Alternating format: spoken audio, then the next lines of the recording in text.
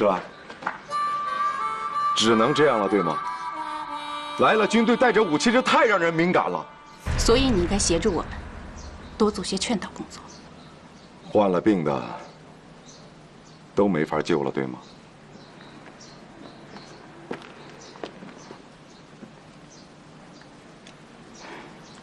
小月，你们都深受党国多年教诲，请拿出一点责任心来。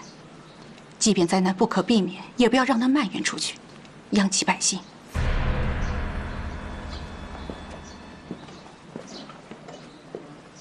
有名摩天师之魔女，怨恨霸下净土，风调雨顺，事与为祸，逐取便溺、精血等污秽之物潜众生中，安恶种子，以其魔力催其生根发芽，祸害众生，陷无间地狱，蒙昧众生皆不得知，辗转哀嚎，受极重苦。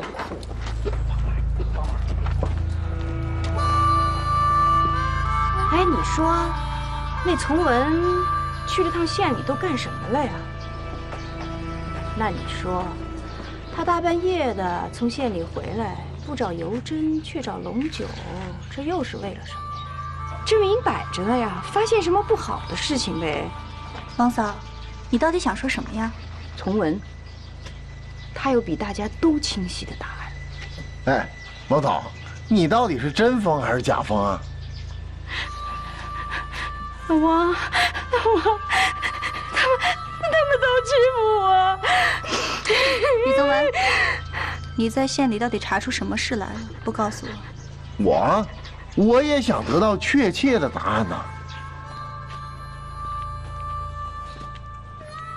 文大夫，你跟我说句实话，这种病到底有没有救？你脑袋生锈了？我要是知道还有施兰的什么事啊？你现在该琢磨的不是这个，而是施兰为什么把军队调来？他调来干什么？部队不是他调来的。你再琢磨琢磨。小北就快没神智了，你让我琢磨这种无稽干单的事儿。小月，你知道沈月红为什么那么焦虑吗？他不信任施兰。错。是他在最需要你的时候，你表现得比谁都更混乱。当然，这件事突如其来，大家都措手不及，我们都很乱。可是你不能乱呐，你是霸下镇的长官呐。我理解你的乱，我们也很乱，大家都很乱。不管你承认不承认，大家都很风情。这生活任务永远都不要结束。上峰指定的家庭关系，现在都弄假成真了。大家渴望滋生一种新的关系，是自己生长出来的。大家渴望着，所以大家很恐惧，在恐惧下又变得是那么脆弱。小月，小月，小月，你赶紧想想办法吧！洪万山他们呀，想武力冲关。都给我站住！听见了没有？都给我站住！站住！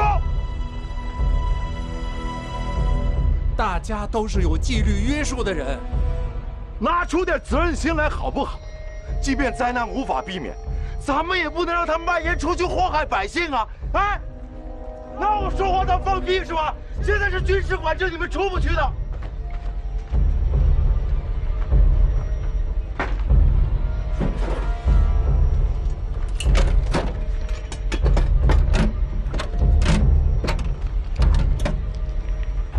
什么时候藏的？这是？都把枪给我放下！我儿子都这样了，还让我给你们着急？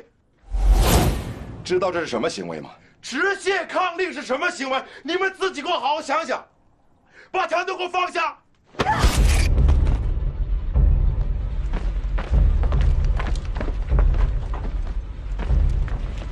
你神经绷得太紧，再这样下去扛不住。你要没空就回去吧，用不着跟着我。我这不是担心你吗？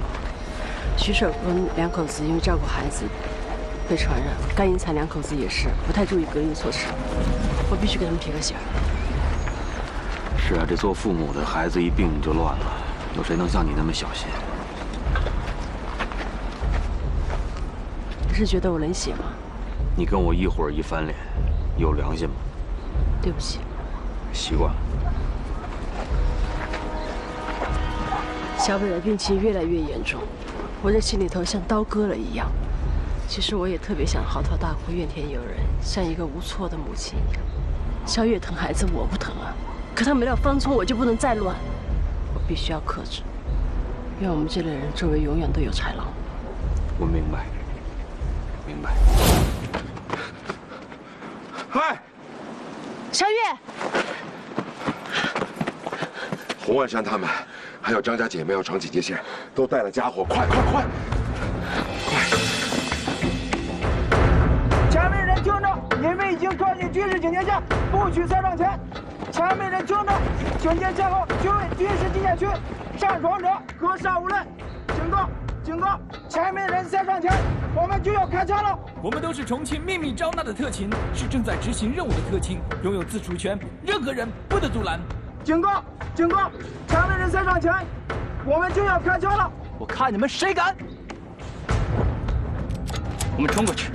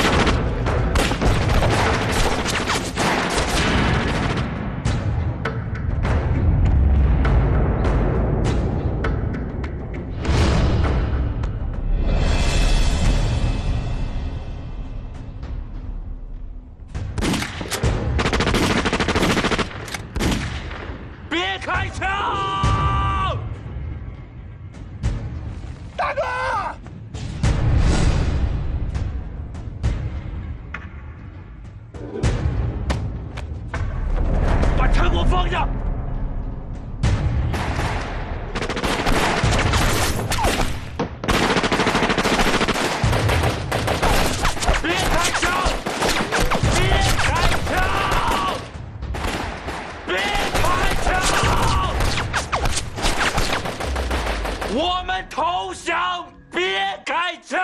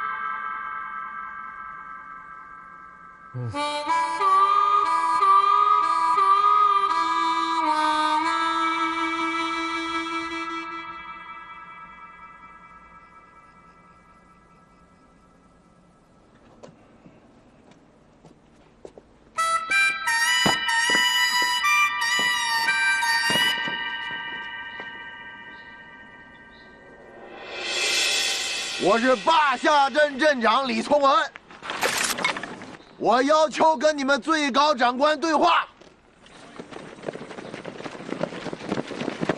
我是重庆秘密招纳的特勤肖月，编号0173，少校军衔。我们俩都是重庆方的特勤，都是这儿的长官，我们要求对话。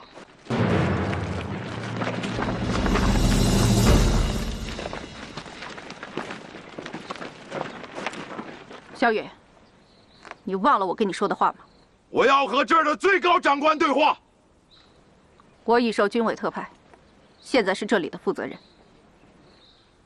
我们要求把没有被感染的人撤离坝下镇。你们不是平民，必须无条件地接受管辖部门的安排。不进行分类疏散，所有的人都会被感染。难道上峰的意图就是让我们自生自灭，对吧？对不起，我接受委派行使职责，但无权猜测上峰的意图。他们向我的人开枪啊，石兰！他们打死了我的人。部队宣布过戒严令，开枪之前也曾多次警告。你应该清楚，军事管制是不讲人情的，更何况他们是持械抗令。你说你是来救我们的，啊？有命没命的关在一起，这是救治吗？这是任凭疫情蔓延。我职责中更重要的是不让疫情蔓延出坝下镇。我再跟二位长官强调一遍，你们谁也不许离开这里，直到管辖部门找到并送来足够的疫苗。石兰，你为什么突然变得这么冷漠啊？这是非常时期，对不起。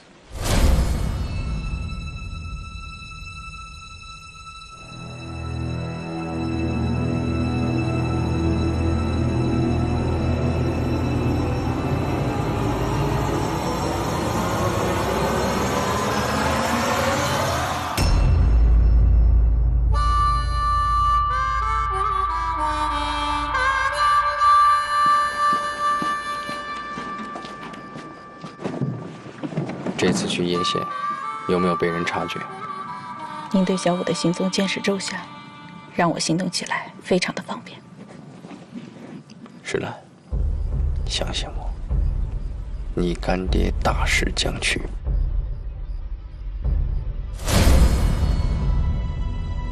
疑问在李从文心中再次放大：所谓的使命究竟是谁赋予的？究竟有多重要，以至于不惜抛弃，甚至是牺牲掉所有的坝下镇人？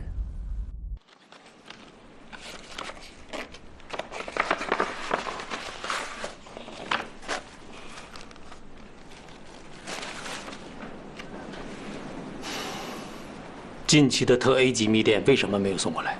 于主任，之前高处长做过吩咐，特 A 级密电由他单独交付。你脑子生锈了是不是？啊？谁给他的这个权利啊？对不起，我也只是执行命令。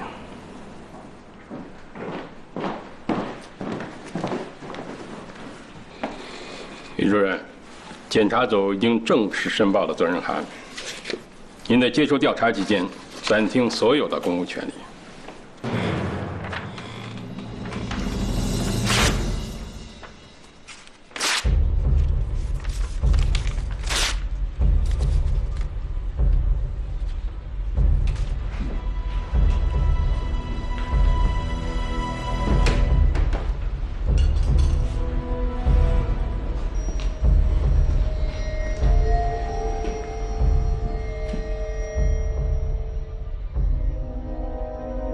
举报我的人是你，你脑子生锈了。我们这么多年，我举报你，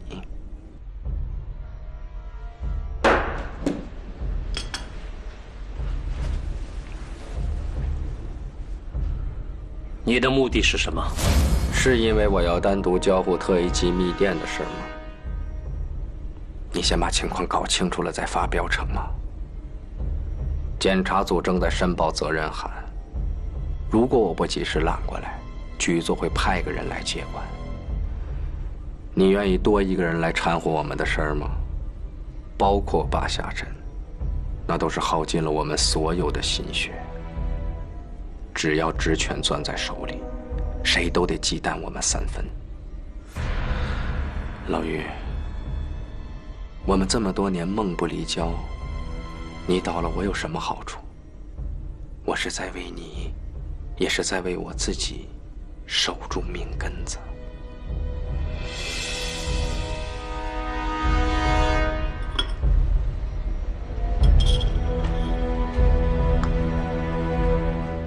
哎呀，来，哎，崇文呐，你才住几天呢，就着急回来？哎呀，他们都从镇公署搬走了，你说我再住你那儿，叫人笑话。哎呦，这给小妞找个爹咋就这么难呢？啊！李从文，你必须得告诉我县里的事儿。之前没有告诉你啊，是因为我还没有调查清楚。可现在说呀，我不正说着呢吗？这小五逛妓院的时候被人下药，蒙翻了，有人做了手脚。什么人啊？不会暴露身份的人。于是，小五就成了感染源，然后就大军压境，封锁坝下，让咱们自生自灭。不，更像着等着我们死绝呀！看来逼宫真的是犯了死忌。哎，我相信你才告诉你的啊，你可千万别莽撞啊！放心吧，既然是阴谋，就得谨慎处置，我会有分寸的。你准备压着这事儿？我还没考虑好。压不住，这梅寡妇啊，有10000种方法能打开龙九的嘴。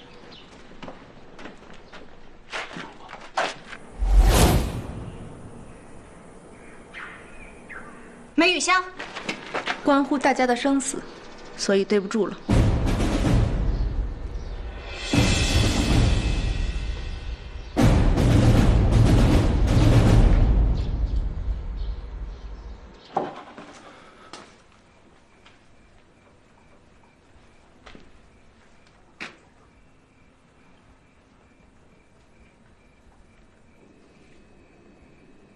长虎，你这什么路子？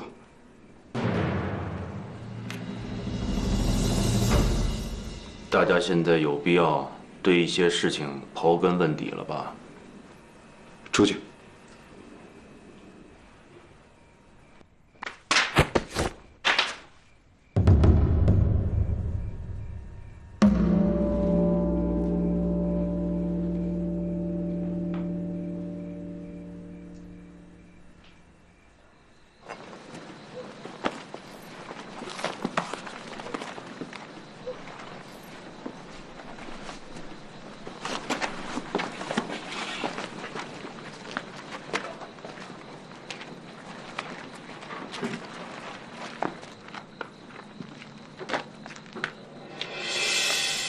我们被人设计了。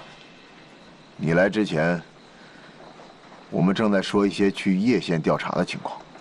岳红和长虎已经把情况跟我说了，对不住了各位，因为小北的情况，我失去了审慎的能力。但是我必须正告大家，胁迫长官犯的可是大罪。别往外摘了，小野。你应该很清楚我们的目的。长虎，让我来问你，萧野，现在是不是可以确定，坝下镇已经深陷在了一场以封锁疫情为幌子，以清除我们为目的的阴谋之中？至少我自己找不到任何逻辑去解释，为什么把健康人群和被感染者困在一起？龙伯，有些事情你不知道。当初为让上峰做下开战的决定，我跟从文干了很多带有胁迫意义的事。因此，上峰已不再视我们为绝对忠诚，是不是？即便如此，我们也不至于一个不留的死绝了吧？我们的任务，无非是隐藏身份在这里生活，我们大家可以理解为潜伏。那么潜伏，无非是随时等待上峰的指令，随时行动而已。重庆方数万名特勤，不够忠诚的多了，还不是该工作的工作，该拿钱的拿钱，有点杂念就被清除了的，我们大家听说过几个？而事实上，从逼宫开始，我们便人人感到自危。为什么？因为我们有很多人，或多或少的都猜测到生活背后的内容。萧月、李从文，请二位长官跟大家解释一下，生活背后的内容到底是什么？不要试图撒谎。在座的除了龙九都是老手，大家都知道，除非是特别重要的使命，才要求承载人像机器一样忠诚，才能使上峰因为一点点猜疑便痛下杀手。我想，我们现在在座的，应该商量的是如何化解这场危机。不把糊涂账算清楚，我们做不到齐心协力。龙伯，我和萧月身为长官，都有相应的约束。非常时期，非常选择。我们没得选择。未接授权，我和从文就不能泄密，这是铁一样的纪律。我很不理解啊，龙伯，之前一波接着一波的凶险，大家都能够齐心协力，为什么现在就不能？因为以前的敌人是鬼子，而现在的敌人是自己人。混账！沈月红，你知不知道自己在说什么？知不知道这句话会被你成为反叛？这就是你给我们定的信吗，长官？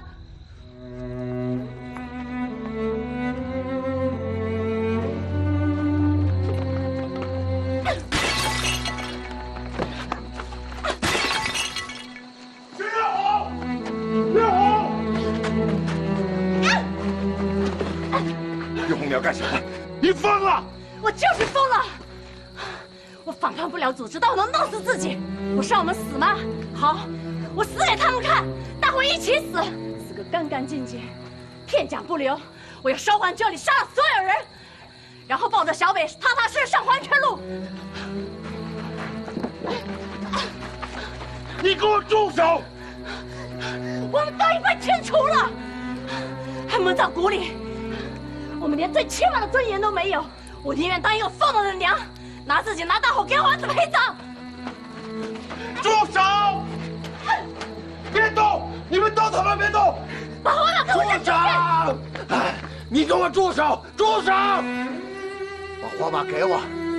给我扔了！把火把给我！给我扔了！把火把给我，我就告诉你背后的使命。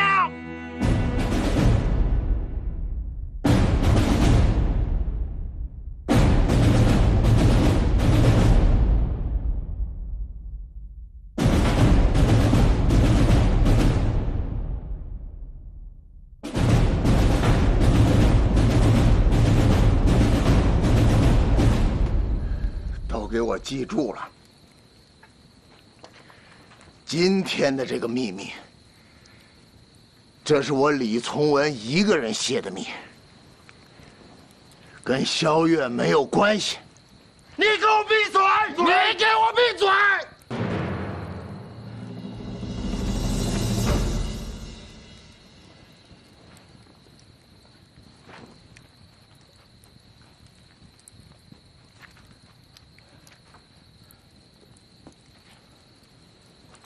我现在就告诉你们，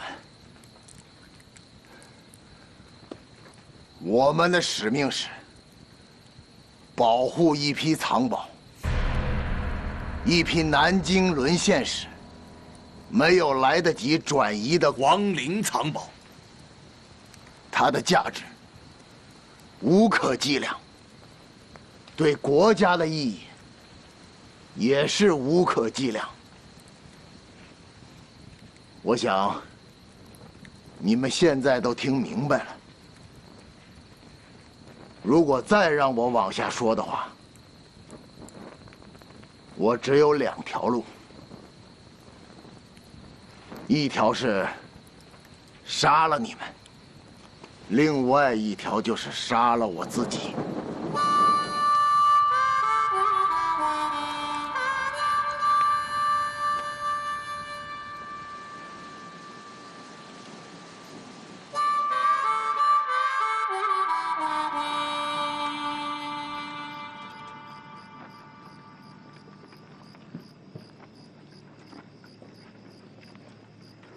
不该给我隐瞒情况。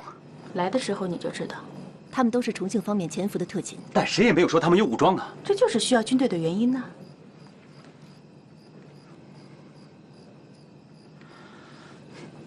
施小姐，仅仅是传染病吗？还是他们犯了什么罪行？作为一名军人，你该做的就是执行命令。说得好，您有尚方宝剑，您说了算。马团长，其实你提的这些问题，我也不知道答案。我跟你一样，都是命令的执行者。但是，我作为一个接受过特种工作训练的人，我很愿意代替上峰，给你一个诚恳的解释。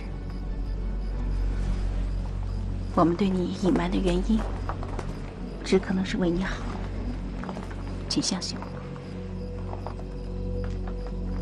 报告，进来。报告马团长，军需物资已送到，主师长随船前来亲临视察。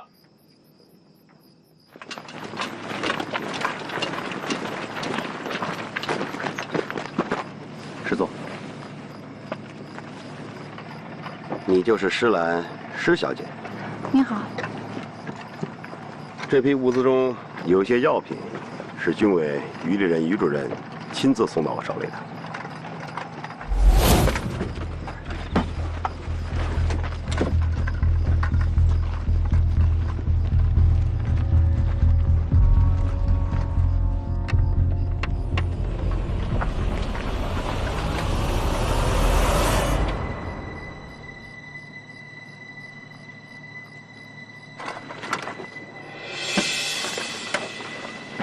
就这么点儿，一定很贵重吧？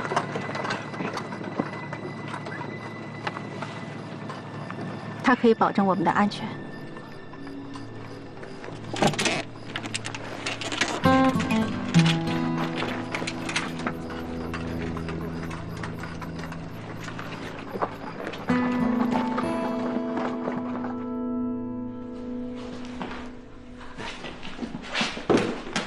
于主任。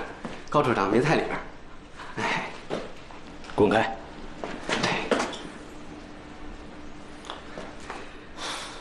身为政要部门高级官员的秘书，却经常与东京税务署的日本情人通信，这意味着什么？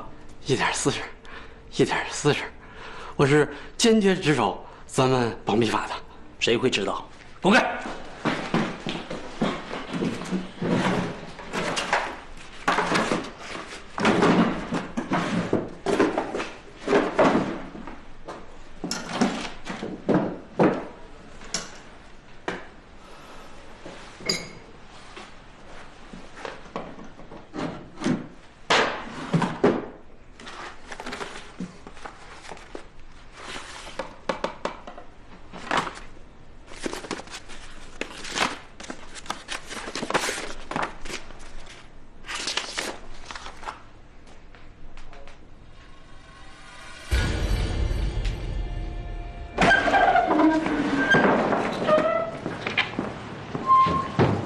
你竟然敢背着我下密杀令，请你放手。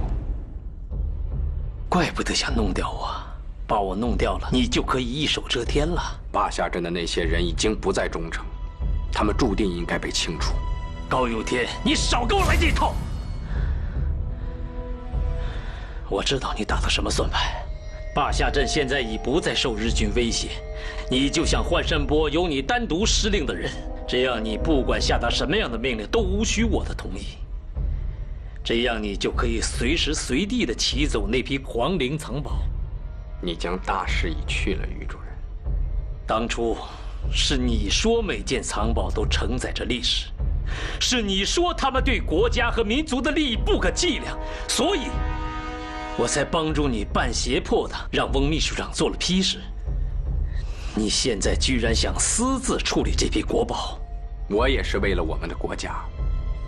这些国宝足以从美国换回来一支庞大的舰队，于是你就成了功勋者。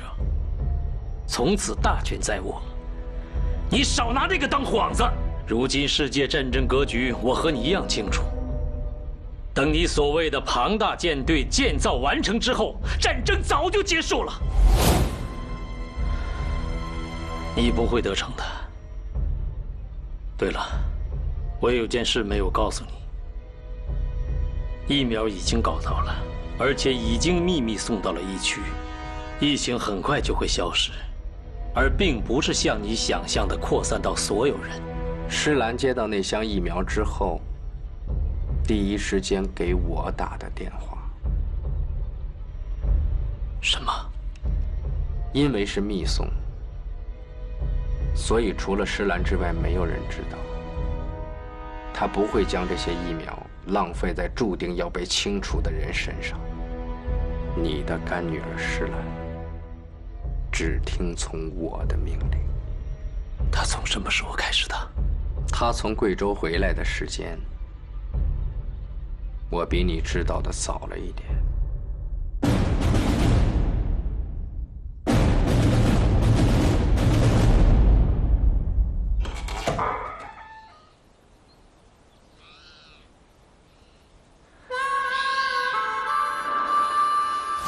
就是你威胁教务长，要把培训基地公之于众，对吧？这是个很不错的小说题材。让你退出，并不是因为你瞒报健康情况而受到处罚，都是为了你好。心脏有先天性缺陷，遇到任何情况，你都会扛不住。你以前是个学医的。这一点，我想你很清楚。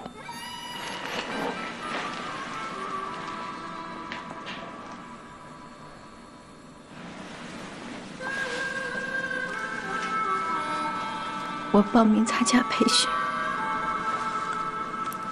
是因为我非常热爱这个实验，很爱。为了他，你要我做什么都可以。这些对我没用，那不见得，对所有的人都没用。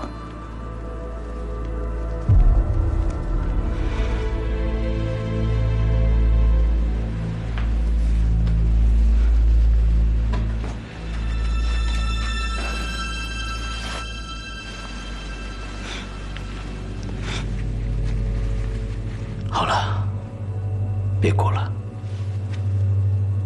从今天起，你的编制将由我直接管辖。你将被安排进红十字会开办的医院，通过自身的积极表现，获得支援部队医务工作的资格，从而监视并瓦解军中所有的异己活动。施兰是个孤儿，从今天开始，您就是我的父亲。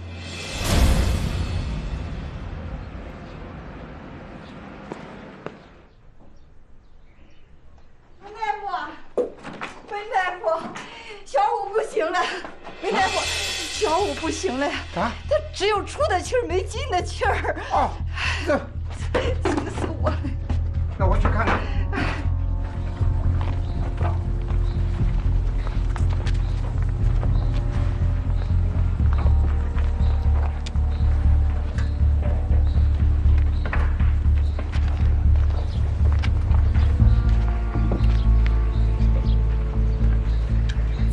文大夫，这值班医生1个小时以后才到岗呢，你说这……我也只能让他有一时的清醒。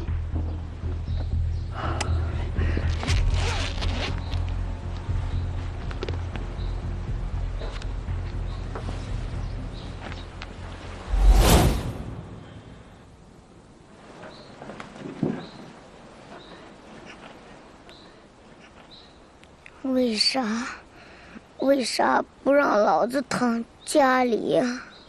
小五子，你还记得不记得那天在妓院都发生了些什么事情吗？哎呀，你还问这些干啥呀？你有点主次行不行啊你？说。你老不着调了，知道老子是回光返照。快跟我说。当时喝了点酒，睡着了，醒来就看到龙角。之间的过程想不起，我也不要想，万一逛了妓院，还是个处男，死得丢人。你这个小兔崽子！你老不着调了，老子不想就这么死。老子最后一口气，还能干点啥不？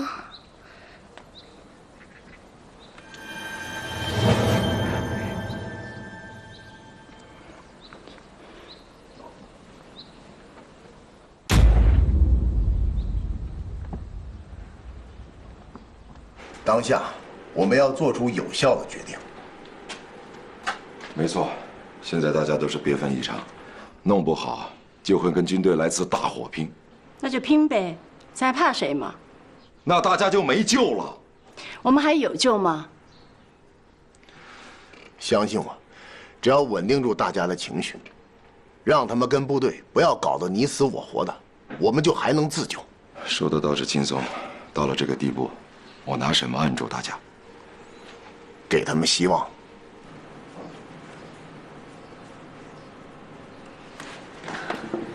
月红，为了小北，我希望你尽量克制住自己的情绪。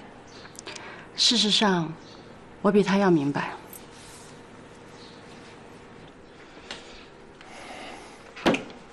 好了，通知重点人员开会，稳定情绪。我们的使命是伟大的，只是暂时与组织的沟通出现了问题。我想，只要我们能活着，继续肩负使命，我们依然是功勋者。切入正题吧，崇文，大家聚在一起，就是要商量如何活下去。我跟尤真商量过了，开启地道紧急出口，我们出去，跟组织进行联络，让上峰撤销庆祝令。当然了，开启紧急出口是最高级别的紧急措施，需要你的同意。哎，崇文，你跟萧月说话向来是说一半留一半，表面上看是掩盖住了，但实质存在什么危机，谁也不知道。这次事关生死，自己的命我们要自己掌握。长湖，他对你也一样，藏着掖着。虽然你们经常同出同住，我说的不对吗？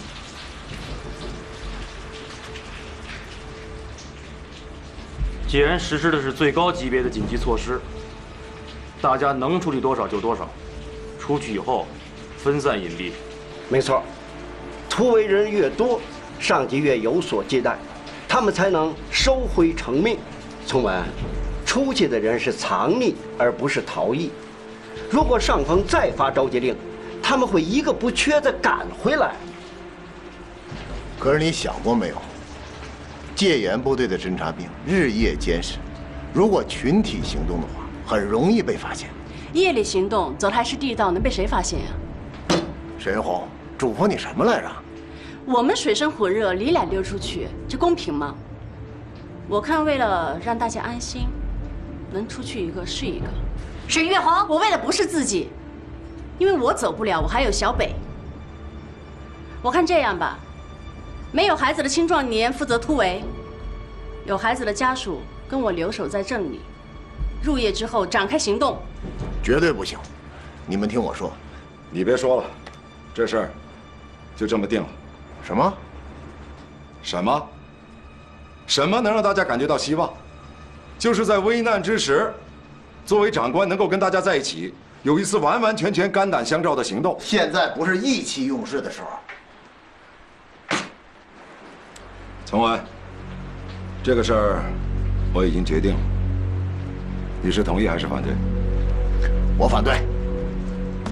绑了。干什么？一起绑了。放开我！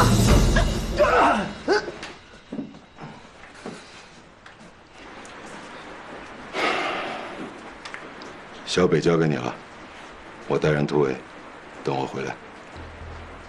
这次行动，我把人员分成 A、B 两组，留守组为 A 组，除沈月红、卜艳萍等病患者家属除外，其他人做自发式集结状，勇气镇北门警戒线，吸引戒严部队的注意力，然后协助 B 组突围。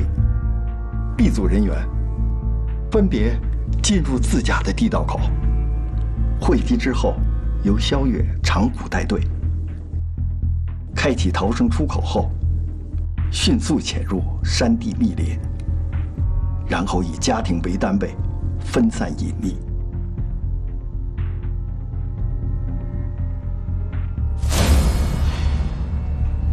当初还担心我乱来，可见你的判断有多么不靠谱。萧月也真是，你说闹什么幺蛾子？上峰怎么选的长官呀？没一个靠谱。他们这样肯定行不通，太先考虑了。赖谁呀？当初咱们俩就应该干了，用得着跟他们商量吗？哦，那你那么有预见性，你怎么不把你那片刀带来应急啊？哎，在你眼里我就一打手是吗？我什么时候说你是个打手了？我什么时候说你是个打手了？我只是在想，像你这么一个有打手潜质的人，怎么能像我这样不禁打呢？李从文，我错了，我错了，行了吧？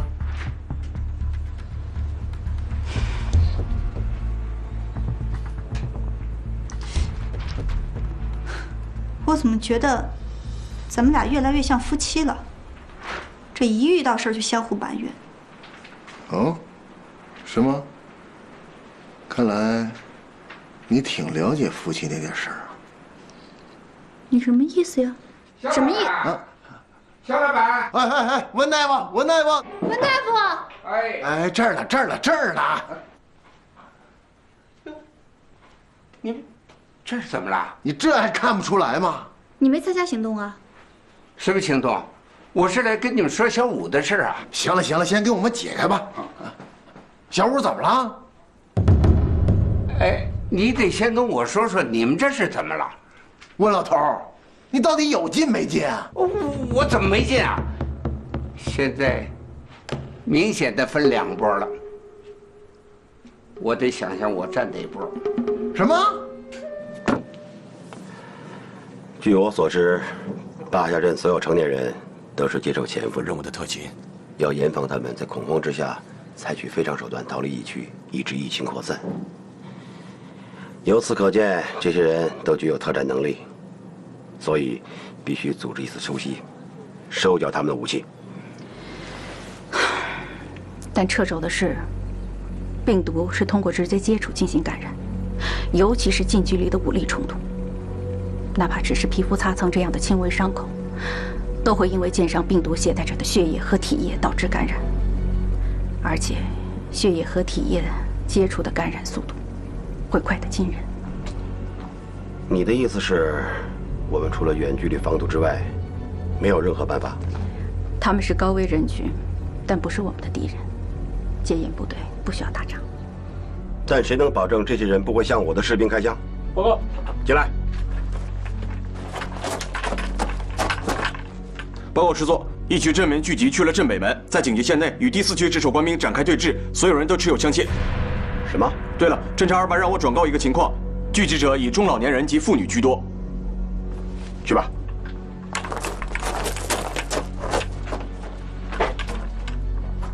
镇子下面布满了地道，它是借助地道的排水系统进行循环的。这是幌子，目的是吸引注意力，掩护另一拨人逃走。逃走？从哪里逃？地道。有人告诉过我，坝下站底下地道密布。后来我施以手段，让他不经意地泄露了通外的出口。跟我来。情况就是这样，明白了吧？萧月是临时起兴，因为不坚持初衷，所以跟大家一块起哄的。他这么做就是想在沈月红面前证明他是个男人。他们一定会出事儿的，这回来的是46师，组成5的部队，向来精于部署。你说那么多人逃跑，不是在路上被发现，那就得在后山遭遇堵截啊！温大夫，想好怎么站队了吗？还想什么想啊？我告诉你，已经没时间了。萧月对小北比对他的亲儿子还亲，现在追杀令里头啊涉及到小北，所以他要翻身老早就翻了，还用得着岳红军鼓捣吗？你说你嘀嘀咕咕的，怎么比我还啰嗦？啊？你想说什么？什么意思啊？我说小北之外，他还有个党国的爹，组织的娘。呀，他再受虐待，他也得要孝敬啊。他想要是大家，他理说不通，他就借着部队的手来缴大家的戒。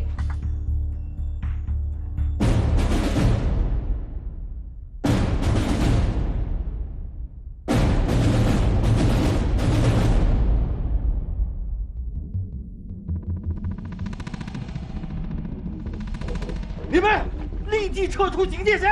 撤出警戒线！放我们出去！放我们出去！都是自己人，别刀兵相见。交上火了，谁没有好处，立即撤下警戒线！撤下警戒线！不管46师精不精锐，有萧月吃里扒外，他们注定要失败。温大夫，你这是站我们这头了？嗨，逃跑。人少总比人多好办。事实上，我们已经不知道怎么逃出去了。地道出口被他们用了，我们得想别的办法了。还想个屁啊！他们行动必定是乱成一锅粥，你们就在锅边上走就行了。怎么走啊？46师的锅边那么厚，怎么能走出去啊？会有人帮你们击破的。你？小五？什么？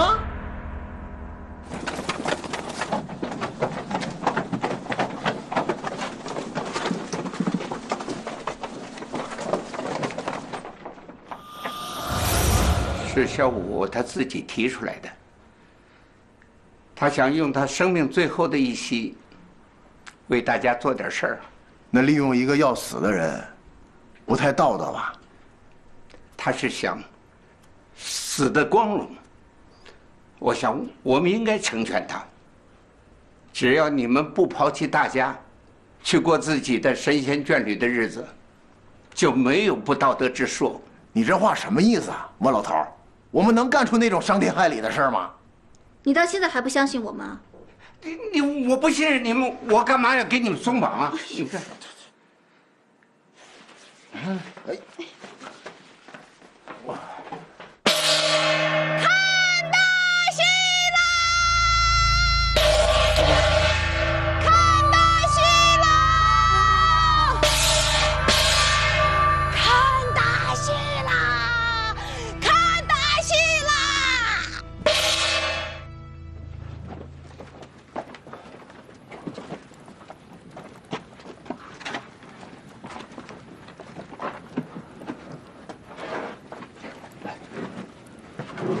没有从文的同意，我就是擅自启用的特高级紧急措施。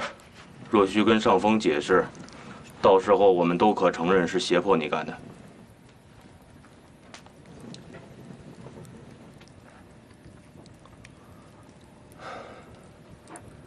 但愿我打开的不是潘多拉的魔盒。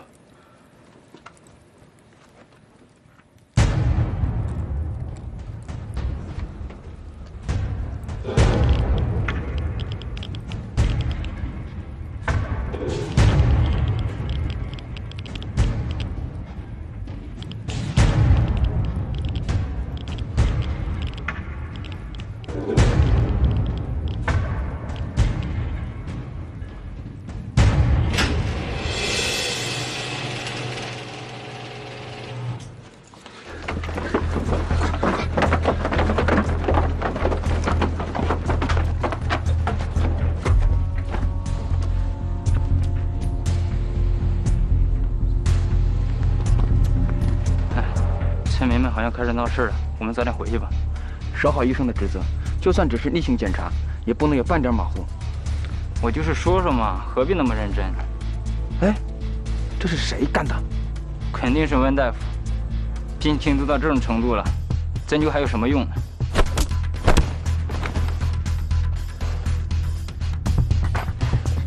小五，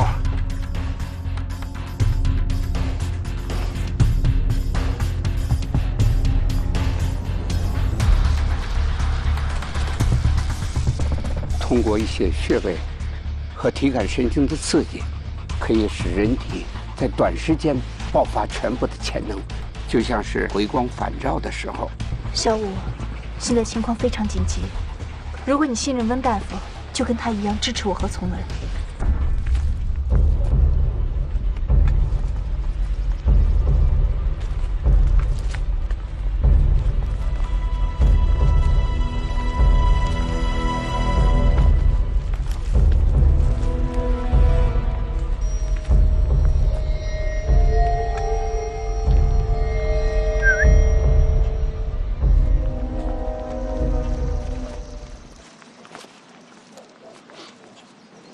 下面的人听着，你们已经被包围了，立即交出武器，并依次堆置在人群前15米的空地上，然后按照我的命令，沿进阵路线列队返回。此命令可视为最后通牒，如有违抗，格杀勿论。放我们出去！放我们出去！立刻撤出警戒线！撤出警戒线！放我们出去！你们都给我听着！你们掩护的那波人，都已被包围，也都已经缴械。你们的行动败了，你们尽快放下枪械，悉数返回，否则以暴动论处。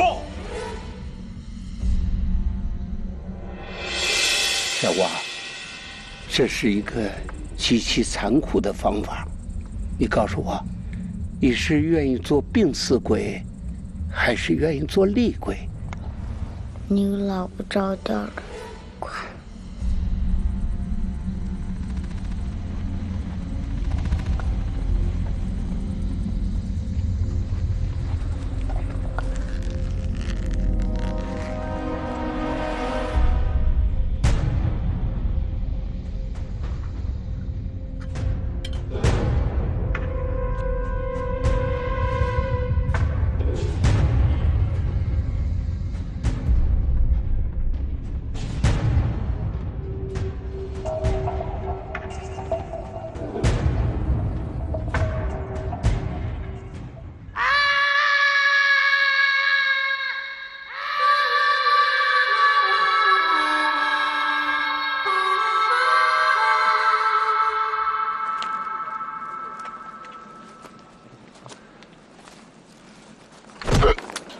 你早料到会有这样的结果，对吗？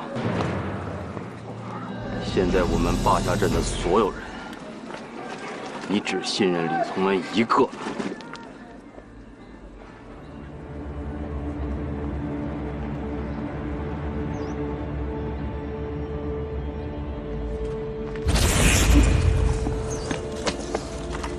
从侧面绕过去，小心一点。走，小伙。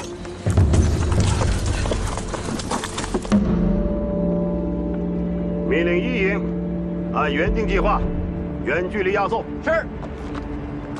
2营，看到他们过去之后，保持25米以上距离，同速引领。是。3营，清理现场，回送军械。是。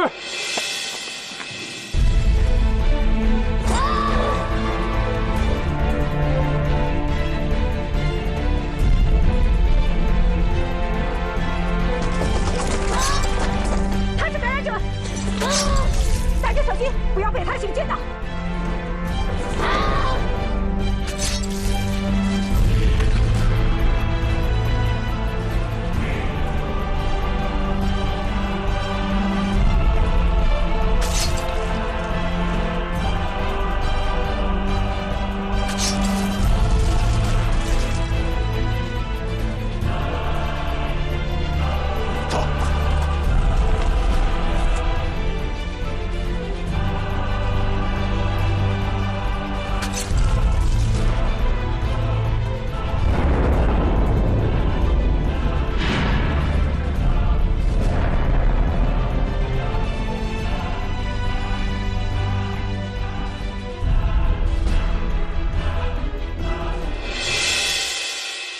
我已要求在场官兵进行自查，发现身体上有破口，立刻到医务站参加血检。真是丧心病狂，怎么可以如此利用一个垂死的病人？更可怕的是，谁也不能确定出逃者体内是否也已经携带了病毒。你担心的就只是病毒吗？您什么意思？左师长，当时你有机会击毙出逃者，为什么不开枪？汉阳造弹机的创口面太大，血液飙出，难免溅到士兵们身上。那俩不是感染者。那谁说的出来？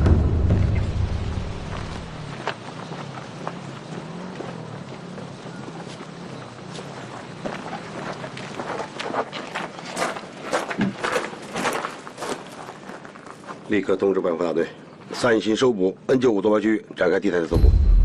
是。外防大队，原来你也有防备措施。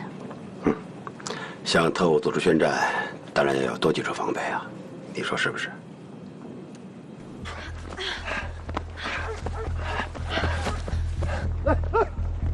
走。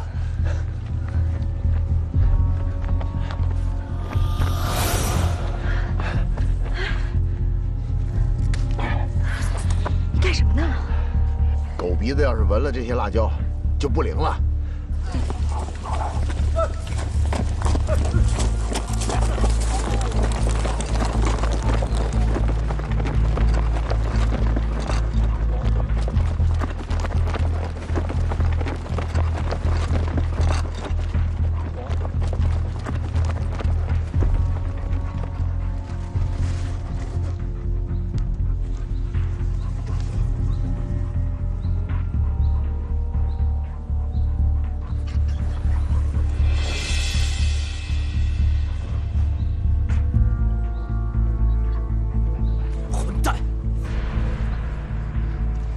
你们3个带着狼狗马上去吊桥那边清洗鼻孔，然后继续守卫，其他人给我继续搜捕。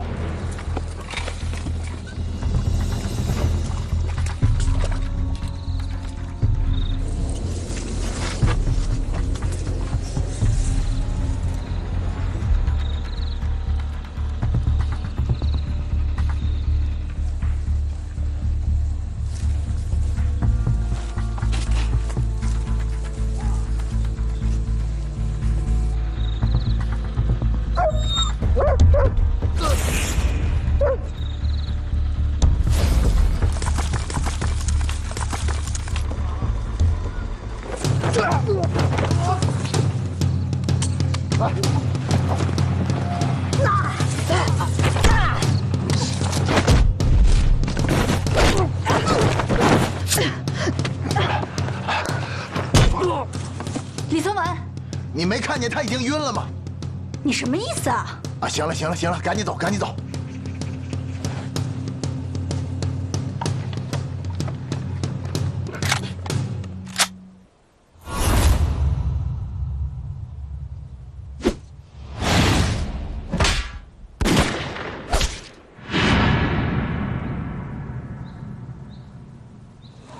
我杀了他！赶紧走，他们的人一会儿就都来了。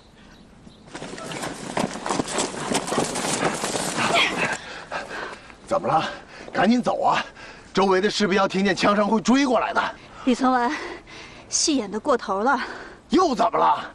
那天我质问你为什么会救共产党的人，你说只要是无辜的你都会救，不管是姓国还是姓共。你为了证明这一点，假装在这儿装慈悲。行了行了，我是共产党，行了吧？啊，赶紧走！你就是共产党！你有完没完了你？没完了！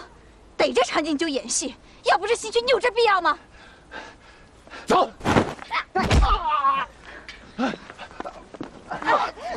你上哪儿啊你啊！你放开我！你赶紧给我走！我不走！我不！还有这，你给我消停点行不行啊？妈！你干什么呀你？何有贞，我告诉你，我不管你跟共产党有多么大的仇恨，从现在开始你给我消停了。全八下镇的人都等着我们救他们的命呢，你因为这点破事你搅一个没完，值不值啊？你对得起谁呀？你对得起拿命帮我们逃跑的小虎吗？你心里边除了你自己还有谁？少给我嚷嚷，没完了你！没完了！你把嘴给我闭上！我告诉你，你今天要不听我的，你别怪我李从文对你不客气。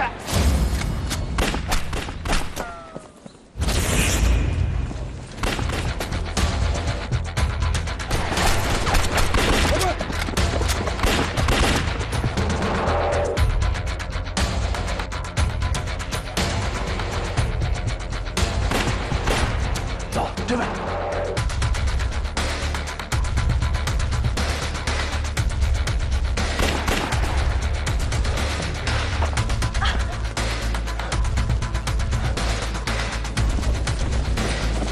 走，去神女峰。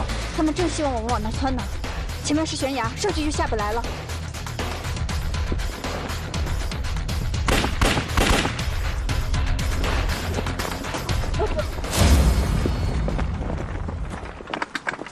目标锁定，神女峰。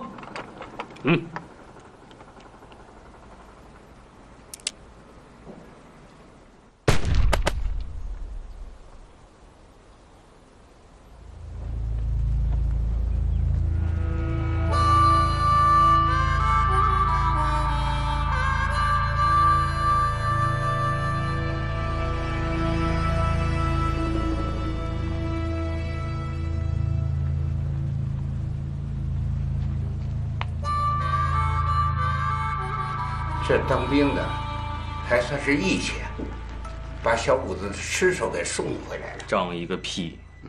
他们是为了把病毒局限在警戒区内，逃生的路都被堵死了，咱怎么办？首先，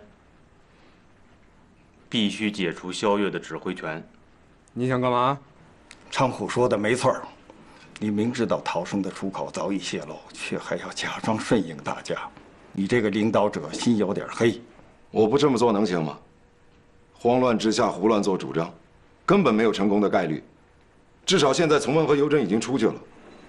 我刚才看到信号弹了 ，Z54N59坐标发出的，意思是区域内被有效包围。戒严部队显然在区外也布置了兵力。Z54N59，神女峰。大家来坝下的时候，在那儿做过中转点，之后被废弃了。之所以被废弃，是因为一旦被包围，就毫无退路。从文和尤真已经被困住了，我们只能自己想办法。横竖是个死，要我说呀，跟他们球爸们拼了算了。拼，你就知道拼，枪都被缴了，拿什么拼？那还不是拜你所赐啊！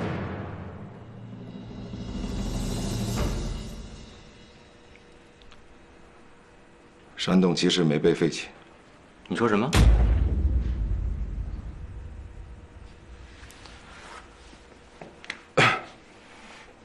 那个，我和从文储蓄了些粮食和腊肉，还有些钱。这事儿我们怎么都不知道啊！我只能说，作为长官，有些事情我必须保密。对自己的妻子也是，对吗？当然了，夫妻也好，父母兄弟也好，都是假的嘛。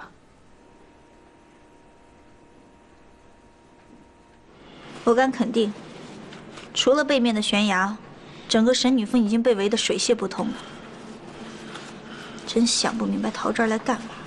说是要出山，结果却进山当了洞主。居然这里面还有米有肉的，看来你是很想过神仙眷侣的生活是吗？这不还有弹药吗？就凭那些弹药，你觉得咱俩能对付他们一个营吗？拜你所赐，要不是因为你矫情，我们早跑了。要不是你妇人之仁，我能起误会吗？行了，你把嘴闭上吧，啊，来。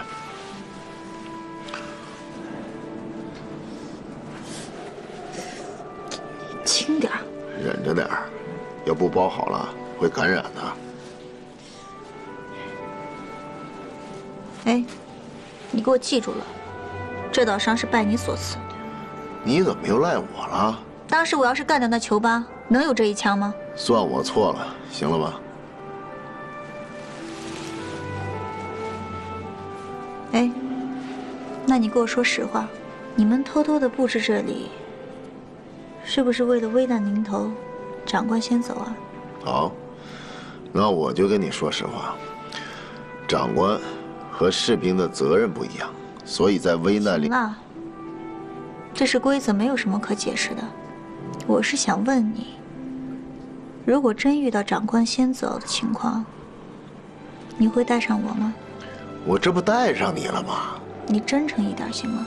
好，我真诚地告诉你，如果在危难之时，我会带上你，还有小妞。你是为了小妞，还是为了我呀？为了你们俩。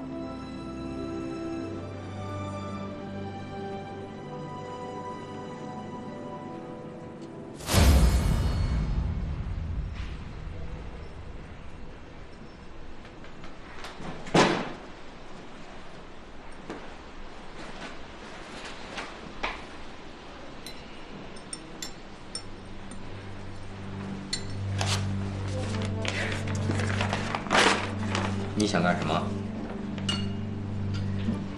？40年7月，你同汪精卫有过一次秘密接触，为期2天。你们都谈了些什么？有过什么约定？我不知道你在说什么。林先生失事了，哎呀，你就觉得这条线上的人都得靠边站了。你就卖了我，抬上自己，对吧？可是你没有想到吧，翁秘书长依然被委以重任了。我想他现在正急于调查一组重案来巩固自己，而你显然能够满足他的这个愿望。这国宝有你这样的人掌握着，他会不会觉得毛骨悚然？你没有证据。调查统计局有的是办法从你的嘴里得到证据。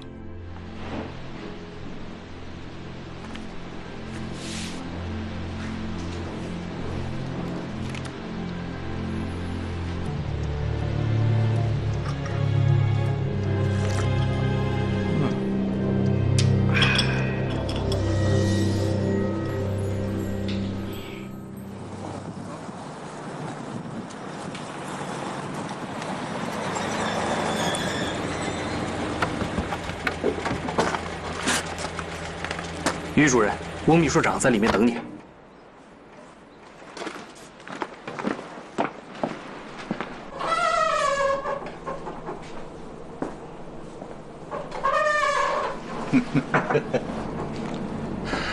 哎呀，于主任，你来了，我正等着你呢。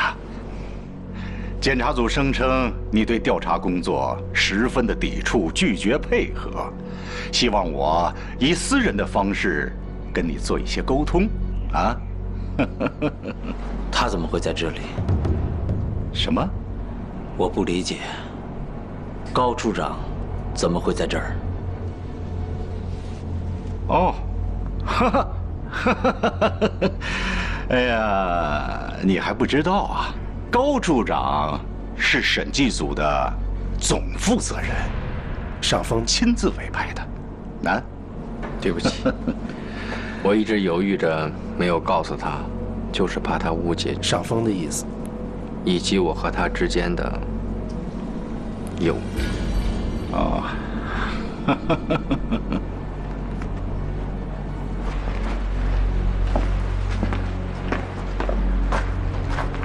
于主任，翁秘书长说，大家还是朋友。够狠！只要我们站在了对立面，不管我做什么，都算是挟私报复。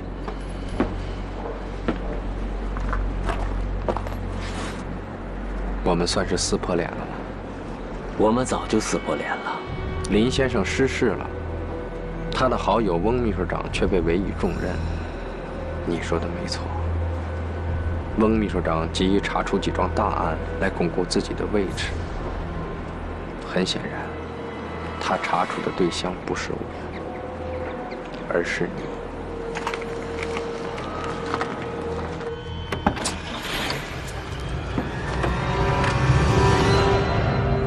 你说什么？入阵绞杀？施小姐，你曾经口口声声告诉我，他们不是敌人。可他们现在已经有了敌对的行动，但他们已经被缴械了，所以现在是时候了。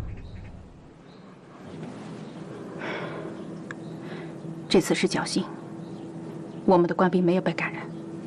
但若再发生意想不到的情况，谁也打不了保票。说实话，我们都很清楚，搞到疫苗的希望是非常的渺茫。他们要还是有半点的责任心，我愿意等待一次奇迹。可如今，这些受过特种训练的人是挖空心思的和我们对抗，不惜一切代价，用尽卑鄙的手段。我不能让我们的官兵受到他们的祸连。左师长， PHV 病毒的危险性我最清楚，我这么做是为了大家好。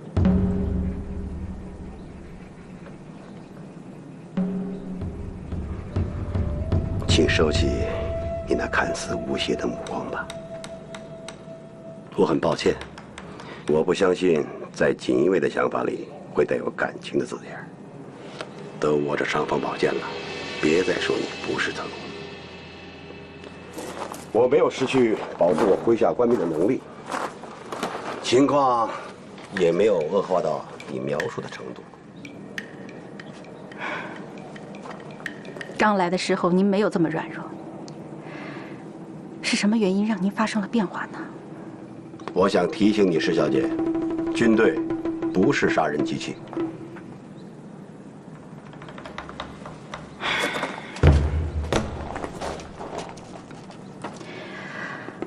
我有军委高佑天高处长的授权。可于主任曾吩咐过我，面对任何情况都要审慎决断。于利任，于主任，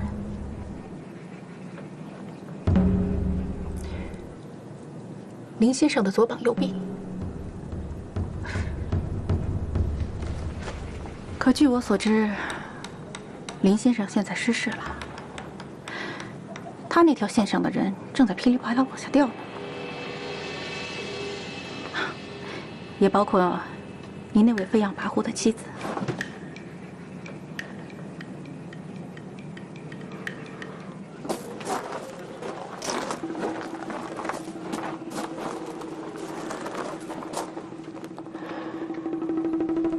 我不管你是谁，46师依然是听命于我。